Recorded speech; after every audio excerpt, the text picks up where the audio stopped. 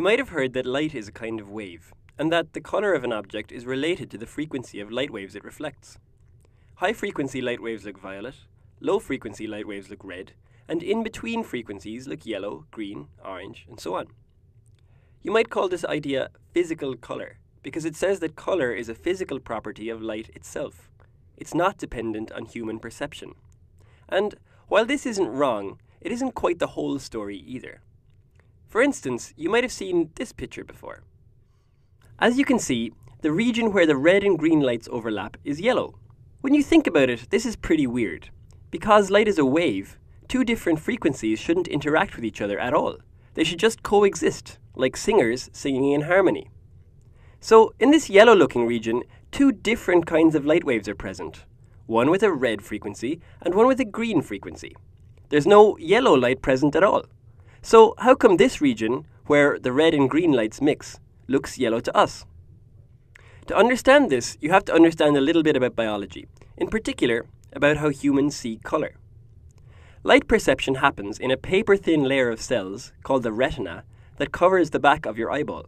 In the retina, there are two different types of light-detecting cells, rods and cones. The rods are used for seeing in low light conditions, and there's only one kind of those. The cones, however, are a different story. There are three kinds of cone cells that roughly correspond to the colours red, green, and blue.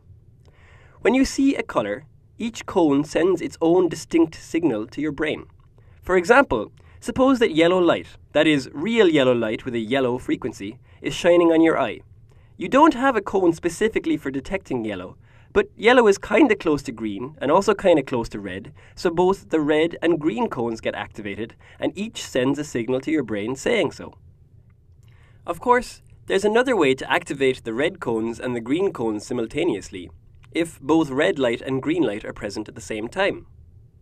The point is, your brain receives the same signal regardless of whether you see light that has the yellow frequency or light that is a mixture of the green and red frequencies. That's why, for light, red plus green equals yellow. And how come you can't detect colours when it's dark? Well, the rod cells in your retina take over in low light conditions. You only have one kind of rod cell, and so there's only one type of signal that can get sent to your brain, light or no light.